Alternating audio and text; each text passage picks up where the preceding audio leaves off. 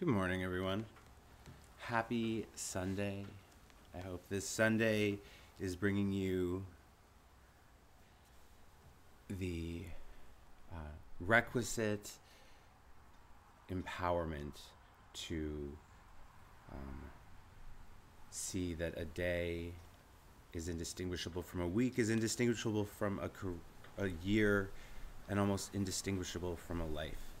We only live right now. And I will see you in a minute. The phone lines are almost open.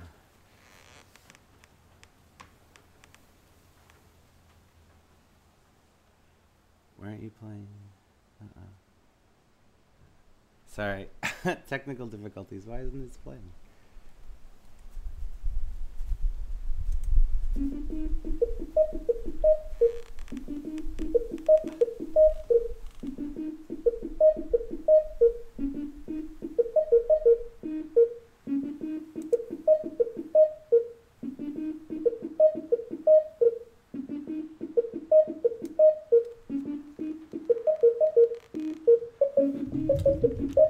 Oh, don't do that.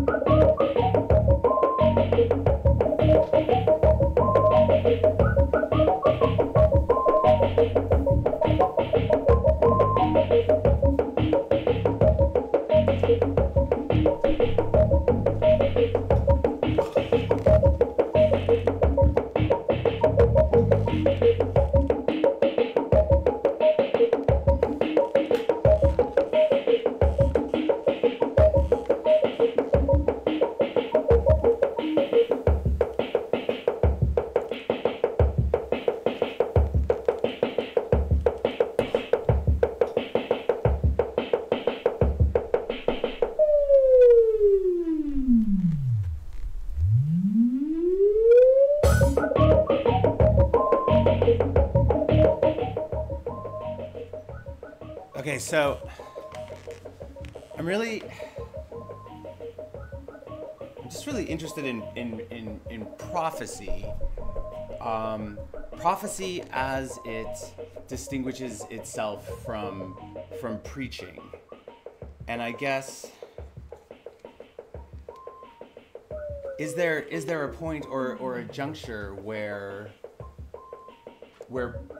prophecy is deemed more than madness and is given the authority such that others may preach it as if it was canon? So Ezekiel is one of these prophetic individuals in Old Town Judea, and this wind is going to choose what page I read. And I just want to hear how he heard hear how he heard from God, to then see how we might also exalt the word in such ways. Oh. In the 30th year, in the 4th month, on the 5th day of the month, so it's very important to locate yourself slowly. As I was among the exiles by the river Shabar, the heavens were opened, and I saw visions of God. So I think you need to testify that in your first sentence. Where you were, prove it. Or just have enough data that we at least know where to look for those heavens that opened up for you. And you saw visions of God. On the 5th day of the month, it was the 5th year of the exile of King Jehoiakim, the word of the Lord came to the priest Ezekiel, son of Buzi, in the land of Chaldeans by the river Shabar, and the hand of the Lord was on him there. As I looked, a stormy wind came out of the north, a great cloud with brightness around it, and fire flashing forth continually, and in the middle of the fire, something like gleaming amber. In the middle of it was something like 4 living creatures. This was their appearance. They were of human form. Each had 4 faces, and each of them had 4 wings. Their legs were straight, and the soles of their feet were like the soles of a calf's foot, and they sparkled like burnished bronze. Under their wings on their 4 sides they had human hands, and the 4 had their faces and their wings thus. Oh, goodness. Their wings touched one another. Each of them moved straight ahead without turning as they moved. As for the appearance of their faces, the 4 had the face of a human being, the face of a lion on the right side, the face of an ox on the left side, and the face of an eagle. Such were their faces. Okay, we're just going to skip. As I looked at the living creatures, I saw a wheel on the earth beside the living creatures, one for each of the 4 of them. As for the appearance of the wheels and their construction, their appearance was like the gleaming of beryl, and the 4 had the same form, their construction being, good Lord. All right, so you just gotta paint a thorough picture, such that it is, I don't know, just had a dream. Just wrote your dream draft. Like, what distinguished this from a dream? Did everybody dream? Did only a few people dream? Like, what made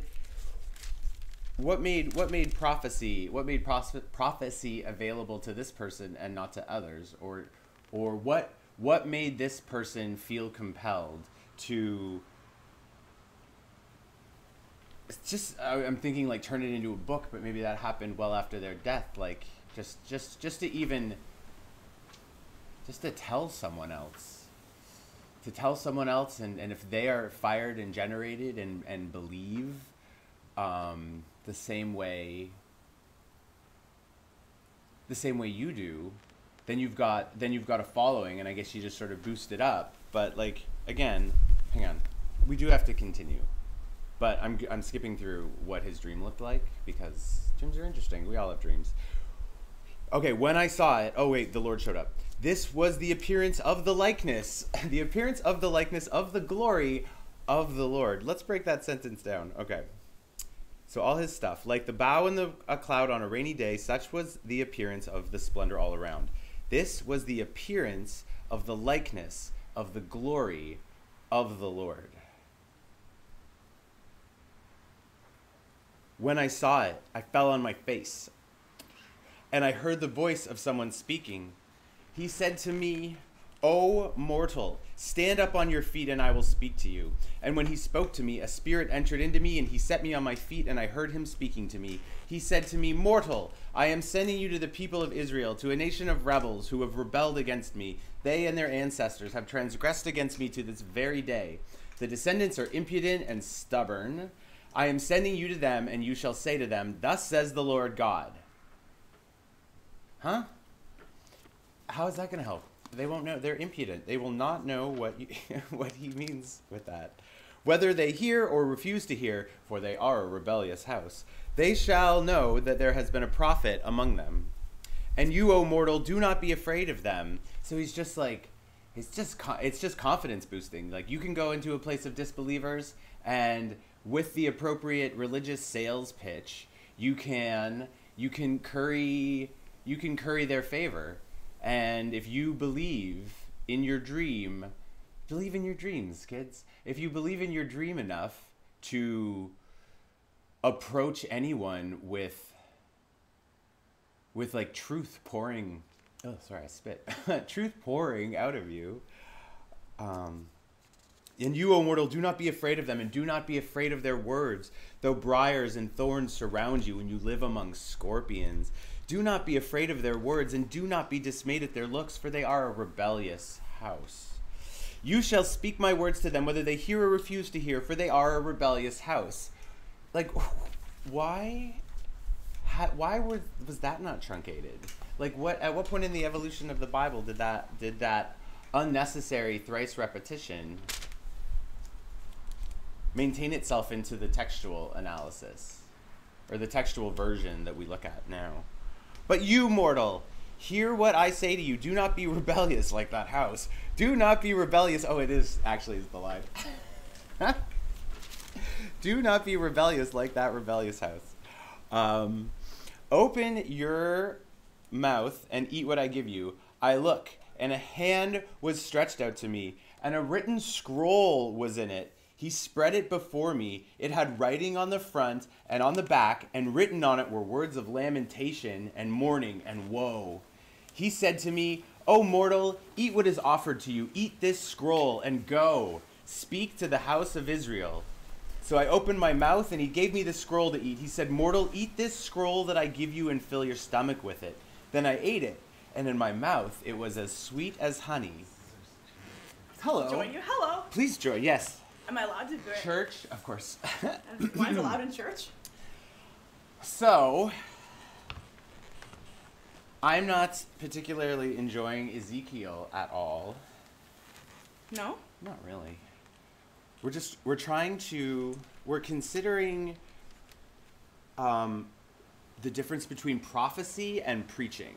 Mm-hmm. So, in what does a preacher speak the words of prophets? Like, how would you distinguish a prophet and a preacher? A prophet, perhaps, would be somebody with a direct channel to divine information, whereas a preacher is spreading learned information. So, like a prophet, it's direct connect to source energy or God or whatever you want to call it, the universe, the divine wisdom channeled through the prophet. And then a preacher is somebody who's regurgitating learned, not necessarily less valuable information, but perhaps part of a religious construct or more contrived in that sense, right? Okay. Have you ever met a prophet? Like, what's a... Me. I'm just kidding.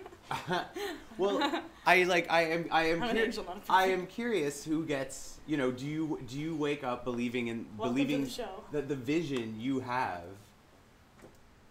is... No, I've given up on that vision. Is of God? I have not met a prophet yet. Not met a prophet. I don't think so. Or you've met prophets, but like, I don't know. Do you okay, so you're an angel, which is... That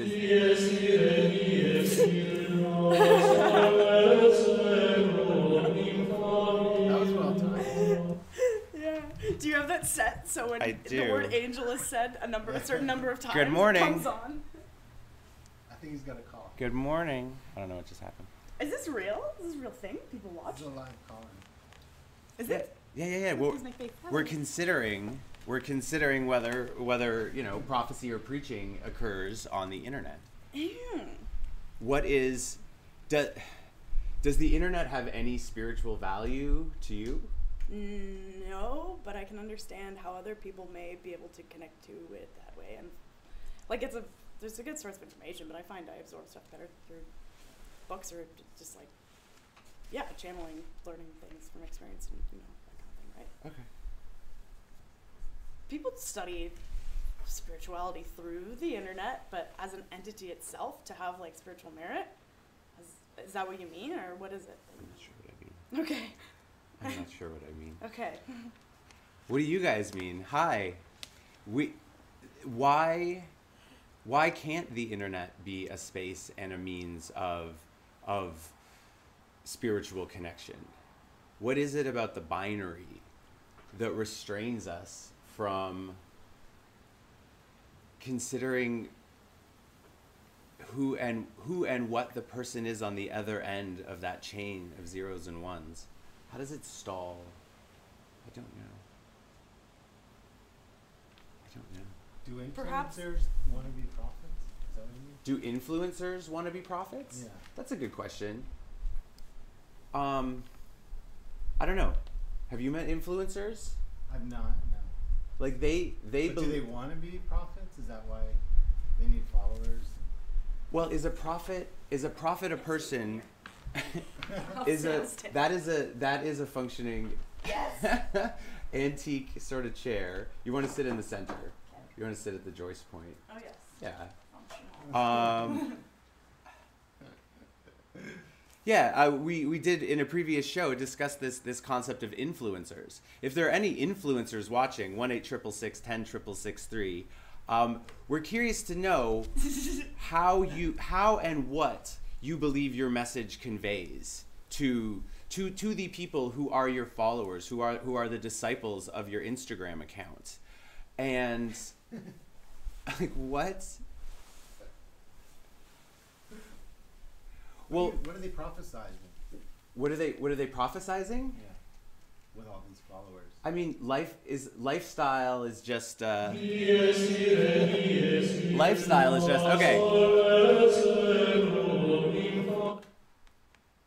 Good morning, welcome to Prophecy Hour. You've got Dirty Jesus. Pardon? I think we might be getting pranked. No. No. Hello.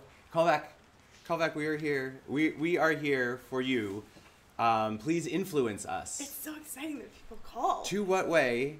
Yeah, I think it's just It's so exciting. it's a nice open environment. Somebody else call us. We want input. Yes. Inputs, confession. Tell me your idolatry of the day. What was your latest mitzvah? Mitzvah, I was learning more direct Hebrew. Mitzvah means commandment, as in something that God told you to do. But the way we understand it is it's a deed. Okay, here we go. I'm answering the call. Hello, this is Prophecy Hour with Dirty Jesus. Who am I speaking to?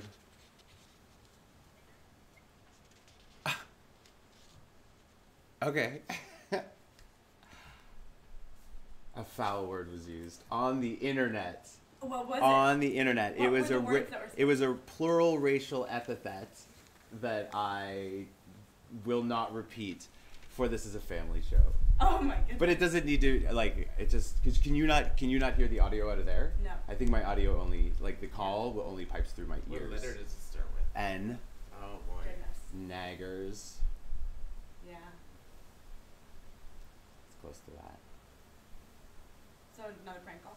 I Is don't that know. what I don't think it's a, Or was well, it, like with, were they you know, with, commenting on something that had been said? I'm very with, curious. with prophetic infamy comes detractors. I don't know. I would say that is actually, Dissenters. pardon me? Dissenters. Dissenters? I would say that is my first prank call. But like I don't know what the real calls are either. Mm. They're nice.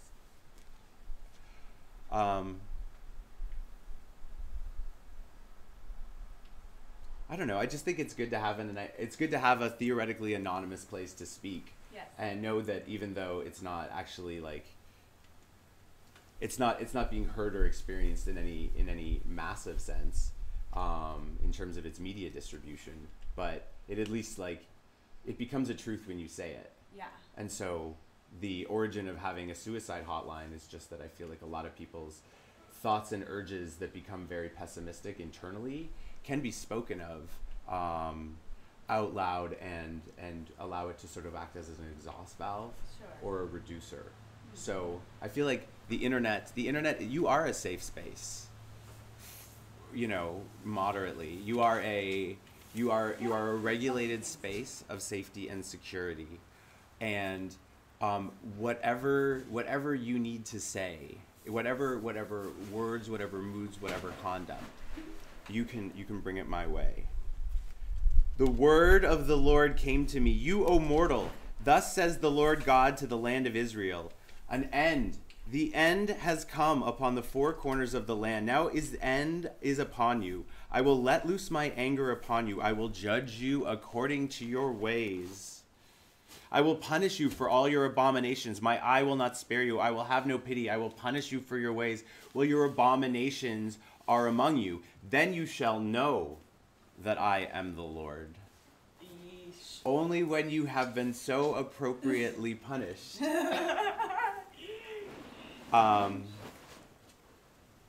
Lord, not Lord. The Lord. I would like to point out to those. Thus says the Lord God. Astute listeners that Disaster. The Lord God. Disaster after disaster. See, it comes. An end has come. The end has come. It has awakened against you, see. See, it comes. Your doom has come to you, O inhabitant of the land. The time has come. The day is near of tumult, not of reveling on the mountains.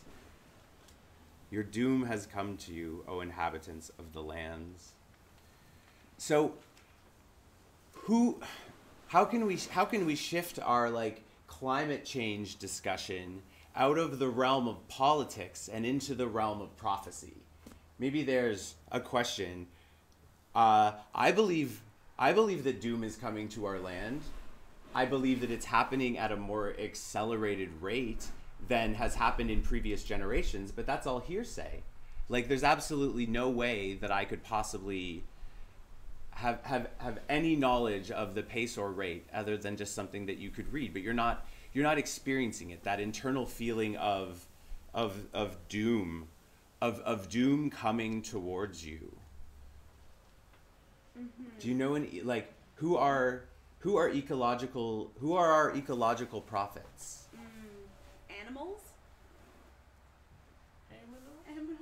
So, well, but if, hold on, but if a tree falls in the forest and there's not a prophet around, is it approved by God, or how will it be known? So the animals that are prophetic, if we don't hear their prophecy, I'm really curious about when something turns from madness or just not listened to into the realm of being determined prophecy, which means that other people can teach it. Prophecy is so important that people who aren't even that connected to God can refer to it with expected authority that it is coming from the Lord.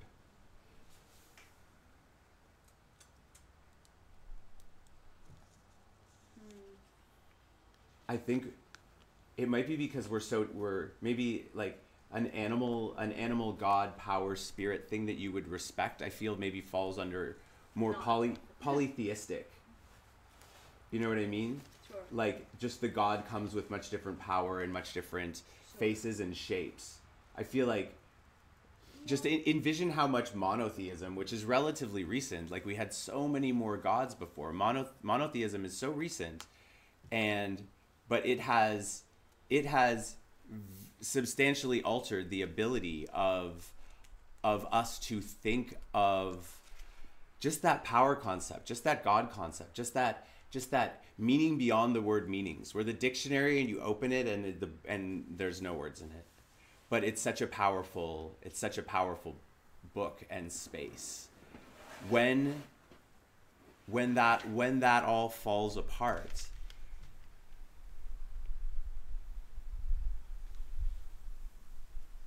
what would our brains be like? We talk about the notion that addictions shape brains. So I think organized religion shapes brains as well.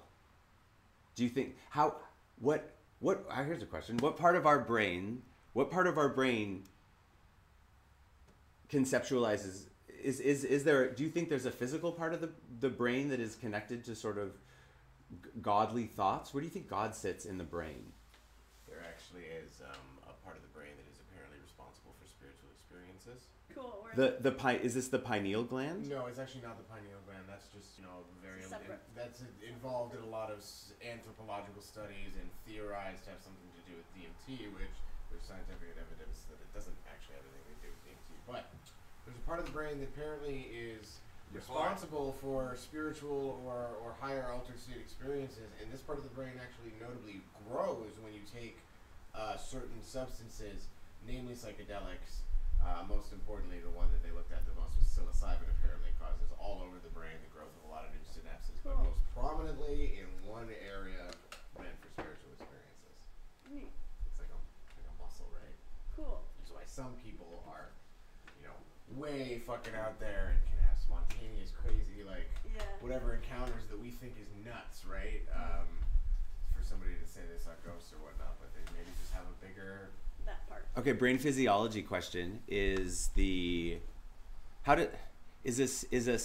is a synapse a physical thing, or is it like an energy information piece? Both. Like, so it There's energy carves into the physical aspect of the brain using its A synapse. caloric energy. A synapse is the space between the ends of two neurons, between which a sort of combination of both a physical, chemical, and an energetic vibrational signal is sent. Okay.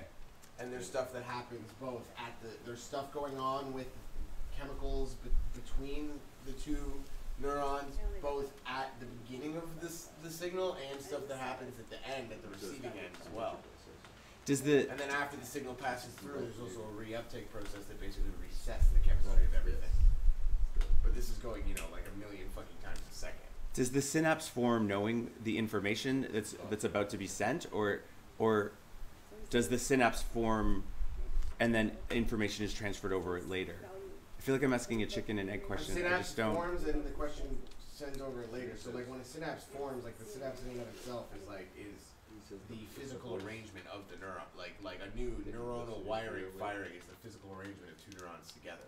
And then depending on the type of signal that gets sent over it, the more and more you use a new neuronal wiring for the signal that it was put there for, or for a specific signal, right, in an area of the brain, it becomes stronger and more of what's called a myelin sheath gets wrapped around the chain of neurons. And this myelin sheath is basically like the brain, sort of, if you want to use an analogy, equivalent to like the weather protection on the outside of like an electric cable, right? Like the rubber insulation.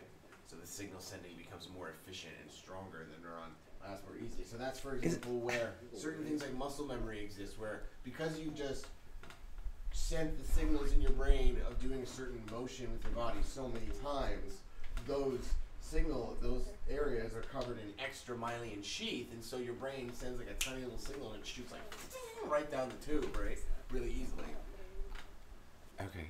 I just think it's a lot easier to believe in God Well, than to believe in brains. I think that brain is a very clear representation of God. Quantum mechanics is a clear representation of something greater than us, because quantum mechanics states that basically things like smaller than atoms and potentially even at the atomic level don't even actually exist as particles, as something that you can experience and measure and look at, unless you look at them. Like when you're not actually doing something to measure a particle like an electron, it doesn't actually exist as a little particle. That's not what it is. So by the same token, God did not create the universe until he looked at it? Basically. Like, yeah, exactly. God, it already existed. Consciousness is what creates the universe. It's the act of looking for something that makes something come into existence. If you look for a problem, you'll find a problem. If you look for something small inside of something, you'll find like an atom, right? If you look for something small inside the atom, you find a smaller particle. Inside of electrons, protons, and neutrons are even smaller particles, and so on. And it gets smaller and smaller. We can find what we're looking for. The universe is running away from itself. That's just what's going to happen. The universe is running away from itself? Yeah. So much. Basically. So much Yeah, the doom. universe has separated itself so much many doom. times that it forgets that it's the universe and it forgets it's everything. And it's looking to find and create more separation, which is what I'm discussing, like with the You're talking about consciousness. the human I want to experience see more of the universe. I want to see the edge of the universe, and then you find more of the universe. What did you say? No, carry on. The more and more if we continue to look with telescopes and everything, the further we look, the more we'll see. You look for the existence of a God particle and eventually. All right. Good morning. Say your word. Hello. How's it going? I will let you say what you have to say. Can you tell me your name before you tell me what you have to say? Steven? Steven, are you the same Steven who was planning on blendering your penis? Good. Okay. Oh, okay. You did. Okay. What help? What help do you think that I can provide for you right now?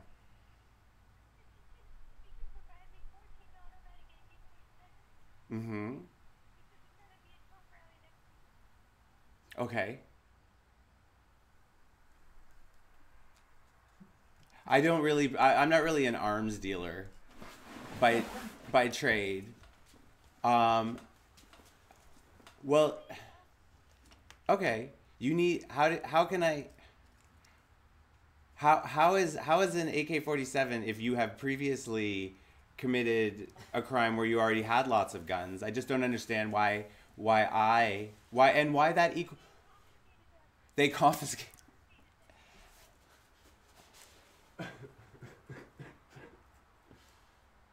Okay. Well, I can't help in that way. Can I ask why you've referenced a Trump rally? Okay. Okay. Why do you want to shoot it up? What is because why not? Where do you sit in the realm of suffering? Do you don't suffer? Do you okay. You're so Antifa?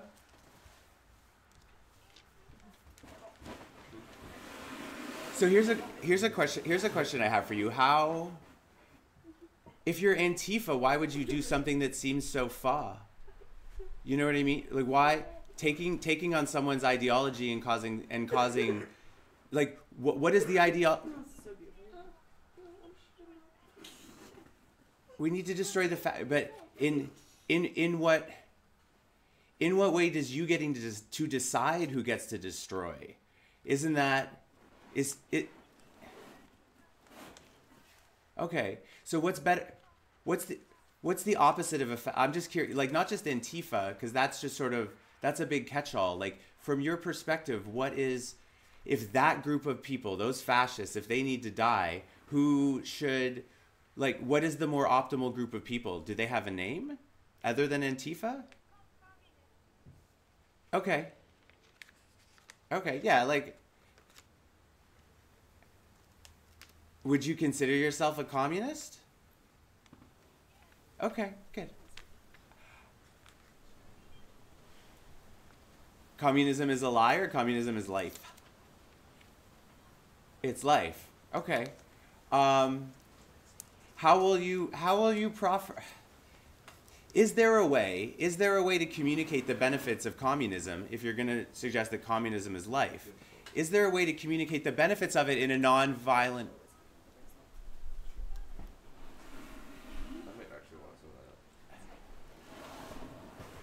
You have been shut down too often. Okay. I don't know. I just think if the only thing a bullet does, the only thing a bullet in any capacity, in any time, at any amount of round or range, the only thing a bullet does is create a division and create okay.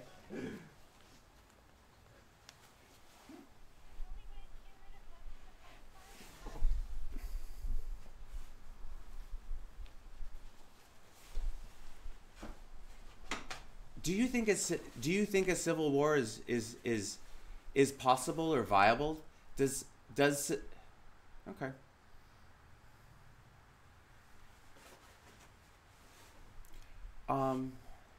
I don't have any weapons, so I can't help you in that way. Okay. I probably won't be at that rally though. I won't be. I won't be. I tend to try to stay away from all varieties of political rallies or large groupings of people. Uh, okay. Okay. Well, I wish you uh, I wish you due consideration that actions stated on the internet have potential consequences, and and I don't know how to help. So, okay, okay. Well, all I can tell you is that it's on the internet, so I can go brush my teeth. Okay. Is there something on my teeth?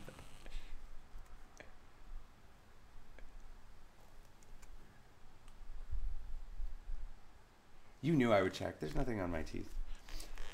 Okay, well that...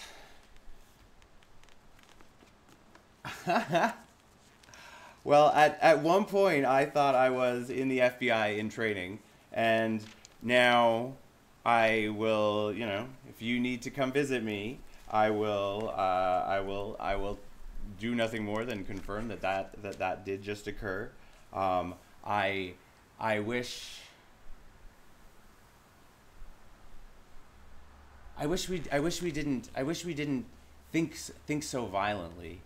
But the thing that this thing that we use to confirm our belief that our brains are magical, I guess, which is what was explained earlier, for us to prove that our brains are magical, we almost need to beat it into ourselves. And you know, a violent father or a violent upbringing begets more violence. People just don't know another way. We have nothing but history to prove and confirm our excellent capacity at destruction and violence and suffering and rape.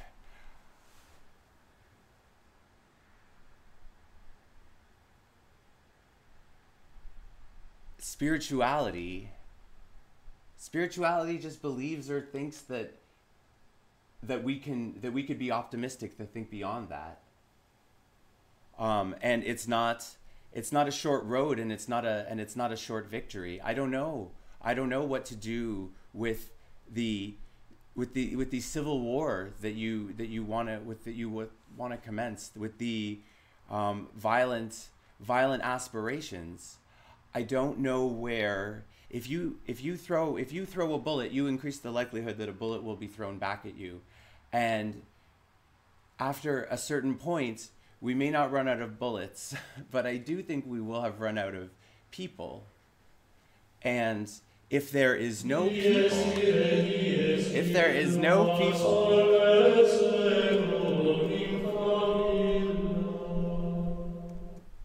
if there's no people, who will love God? You know what I mean? If there's no people, who will love God? That's what I wonder. If there's no... Hi, how you doing? I will answer your question.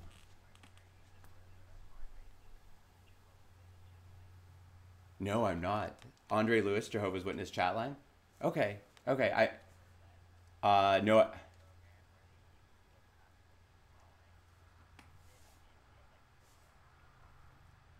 Okay. And so I resemble that person. What do you think about... You don't know if I'm being serious about this program? Because of... Yeah, yeah, yeah. I use a camera from that era.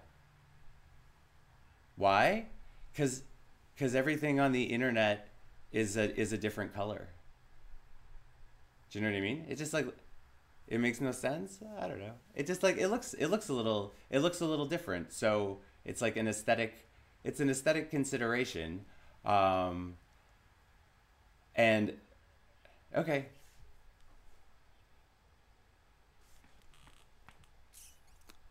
that is. Oh man, I hope it's recording. That sucks if it's not. Yeah. Okay. I streamed like 3 days ago. I streamed like three. No, no, no, no. I did one for Hugh. I did one for Hugh Hefner. I did one like 3 days ago.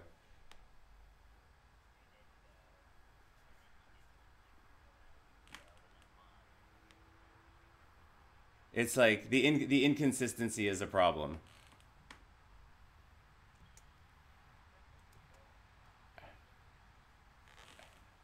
No, I'm in a barn. Okay. Okay. Uh, I get like a call every 2 days, so that's okay. Yeah. No, I don't. I stream for 1 hour. That's correct. Yeah. What am I doing wrong? What am I doing wrong? What am I doing wrong? Okay.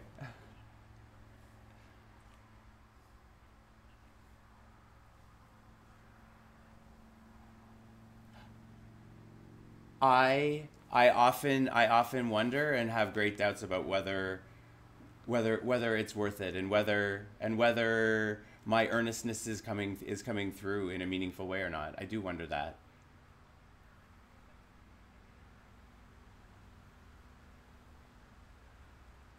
Okay.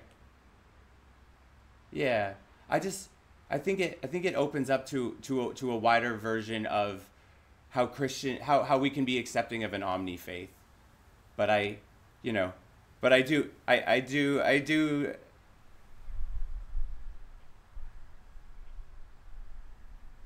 Okay. Okay. I accept that.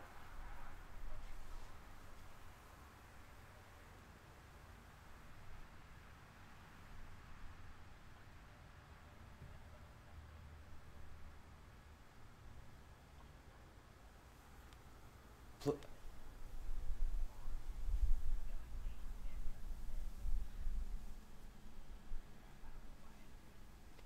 You know, okay, man. You know what? It sucks. It absolutely sucks because I really want your. I hope maybe it's recording and I can post it on later. Um, because your criticisms are very on point. I will go and I will go and reflect.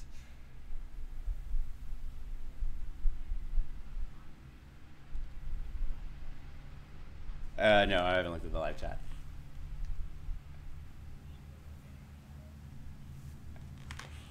Okay, I'll go look.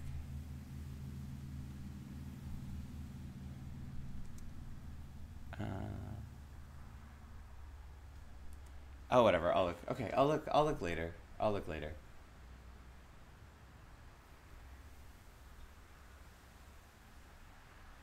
Okay.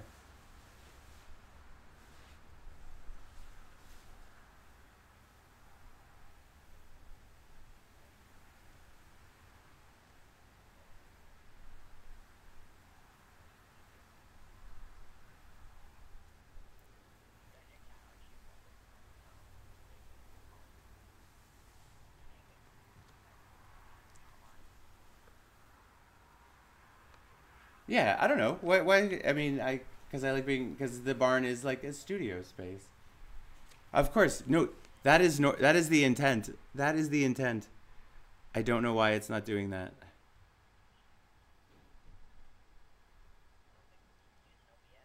Yeah.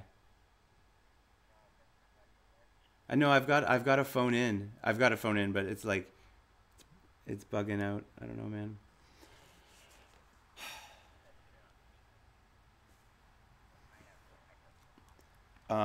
The only way I've like, I mean, I'm atechnical. So the way it's been set up for me is that I atechnical without tech.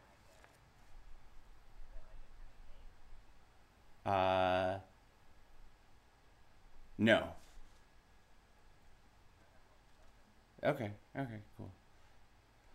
Well, I feel. I don't know. I feel like we can conclude our call because if the internet is not able to hear and have criticism, but I take I take what you said to me to heart, and um,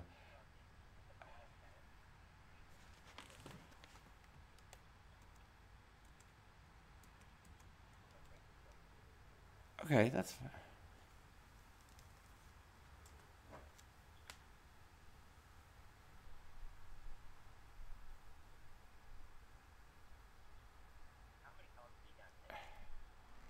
Uh, a couple crankish calls, and you crankish, yeah, like foul, like someone.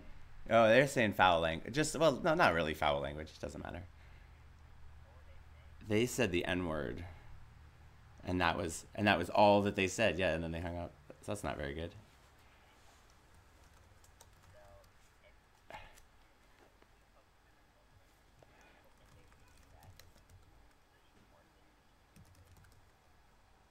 Okay, certainly. Okay, I'm bringing up the live.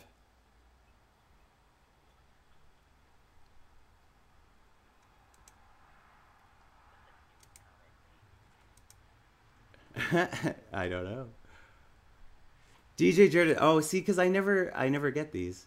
And I thought Henry Lewis, hippie fag. This guy is gay. ASF. Blendering. Who's that faggot next to you? Nugger. Nick Gar is better than you. THENU. I don't know what Netgar is. I don't know what that is. I know, I'm aware. I'm I'm cogent. I'm cogent.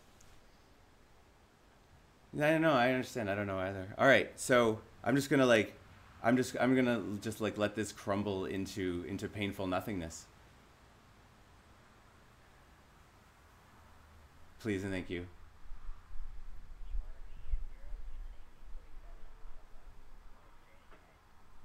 Okay. E. All right. We're not we're not gonna call this one a a success for the books, but um, it is not without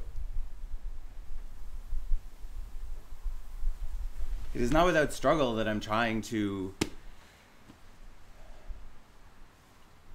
say the same things a slightly different way, which is I think all the prophets do.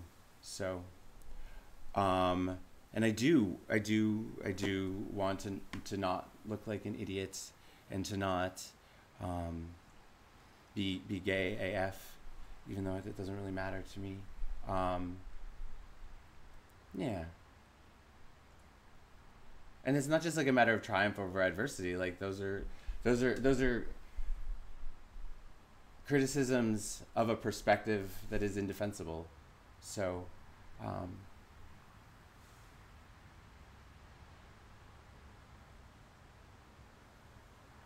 how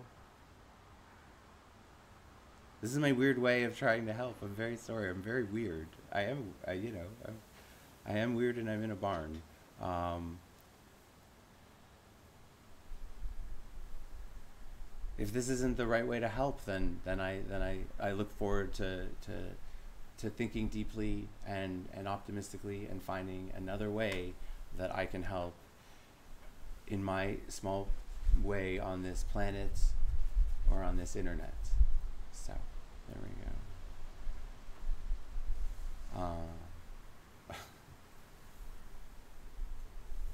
Thank you.